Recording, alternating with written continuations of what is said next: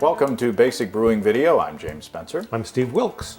And we're a little slow getting into this year of video podcasts. The holiday season has just eaten us up. Yeah. And then you get back to work and there's more work to do and it's like, How do you January's spell gone. that? VVVT.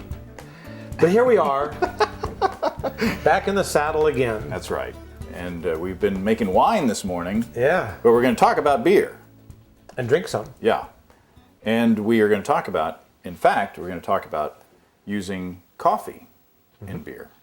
And we each have made a coffee porter. Yep. And we have taken two different approaches to using coffee in beer. We did an audio show on doing adding coffee in beer, and you can add coffee in any stage Yep. of making beer, from putting it into the mash to putting it into the boil to putting it into the fermenter to secondary to anywhere along the line you can use coffee, and everybody has their It's their favorite way. ways of doing it. Yep. So What did you do? this is my coffee porter, and I took the advice of Mazen Hajar, who is the brewer at, I can't remember the name of the brewery, but it's the only brew pub in Beirut, Lebanon. So go to the Yellow Pages in Beirut, and you'll find Mazen's brewery. But he said, I asked him how that he made coffee beers, Yeah. and he said that he cold steeped Oh, the coffee. like a sun tea. Yeah, except it's Yeah. it's a cold steeped coffee, because he said that he wanted to get kind of more of the roastiness, more of the kind of less of the bitterness out of the coffee. And his theory was that if you did a cold steep, then you would get less of the bitterness of the coffee, more of the kind of roastiness out of it, using kind of like an adjunct grain in that way. So what I did was I actually roasted my own coffee in the popcorn popper, Yeah. and I roasted it to be not so dark, so that So it would be mild in itself. Now, can I ask you what kind of beans you used? Or I believe that these were the Indian monsooned Malabar beans, which are mild in themselves, because what they do is they put these beans out in open air warehouses and let the monsoon rains wash over them, so they say. And so it kind of washes some of the bitterness out of the beans. that's so romantic. Yeah, it's so, I don't know, elite. So you get a mild bean in the first place, and then you roast it to a low roast level, so you don't get bitterness there. And then my theory was, if I kind of grind it in big chunks, maybe that'll help soften it up as well. So I just put it in a Ziploc bag and used a rolling pin and kind of broke the roasted beans up, and then steeped that in a quart of filtered water for like 3 days. Yep. Put it in the fridge, and then added that to the secondary. So this is what we have. At first, I was kind of disappointed that there wasn't more coffee in this, that it didn't kind of smack you in the face with this as being a coffee beer, but it has a lot more balance. It's very nice.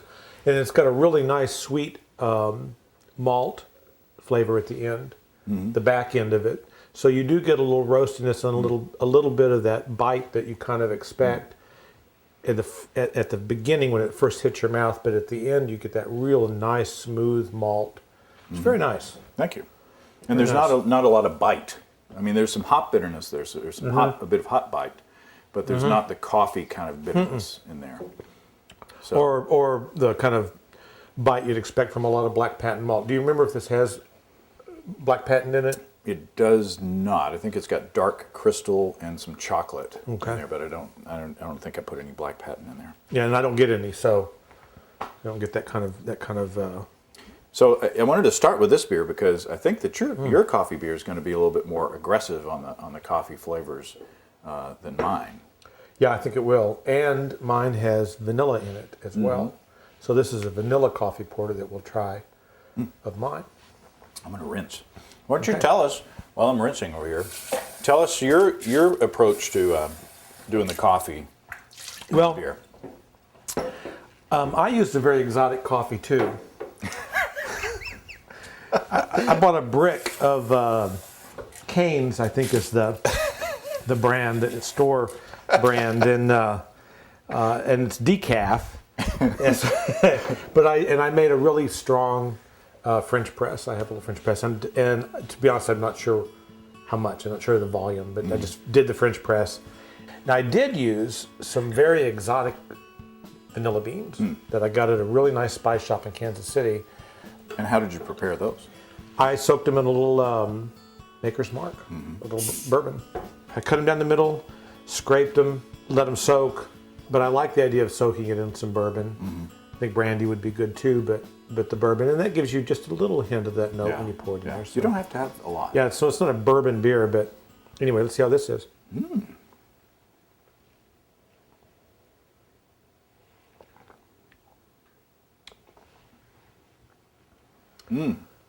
Lots of vanilla.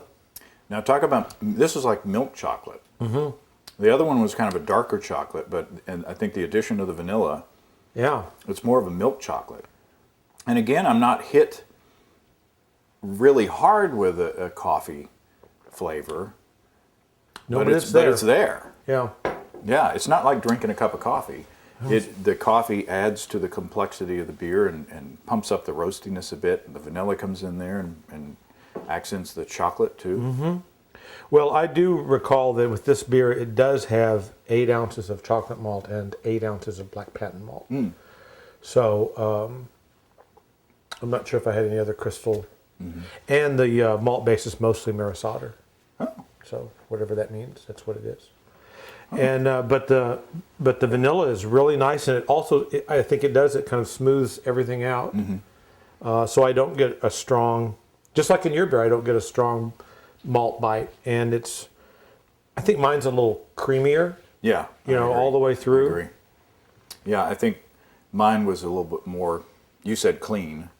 Yours does. This is a clean beer in that it is not infected, but right. Clean and crisp and kind of not more watery, but less of the mouthfeel, I think. Yeah. This leaves kind of more of a mouthfeel. But it's a beautiful beer. It's very good. Came out great. So those are two approaches that you can take to using coffee in your beer, and there's an infinite number of others. Yeah, absolutely. But both work. Both give you different results. And again, with coffee's another universe as far as what beans you choose and the roast that you get and all that. So there are an infinite number of variables that you can enter in there. Well, and I kind of thought, I'm certainly not poo-pooing using really good coffee. I don't mean to do that. But using a few ounces of coffee, I'm not sure that you retain the subtlety of a really fine coffee. And that's why I didn't worry about it. I mean, when I was getting ready to make this, I thought about going down. I don't roast my own coffee like you do, but I thought about going down to the Baba Boudin's or somewhere and buying some really good coffee. And I thought, I'm not going to. If you mix it in with all that stuff, you can. Yeah, that was really my thought about it. And like we just said, I mean, the coffee's there, but it's a building block ingredient rather than it's a note in the chord. Exactly, a note in the chord. I like that. Well, very good. All right, this was fun. Yeah, our first podcast of the year. Yeah. Happy 2009 to you. And a very good year. Yeah, cheers. Happy brewing. Come and visit us on the web. At basicbrewing.com, you can find archive lists of both our audio and video podcasts on home brewing. You can also find our DVDs, Introduction to Extract Home Brewing, Stepping into All Grain, Low-Tech Lagering and Decoction Mashing, and our latest edition, Introduction to Wine Kits. And for a limited time, you can find our 2009 Brewer's Logbook, where you can schedule and track the details of up to 50 batches of beer. Drop us a line. We'd love to hear from you. Write to james@basicbrewing.com, steve@basicbrewing.com, or just use the contact form on basicbrewing.com. Measure twice, cut once. That's right.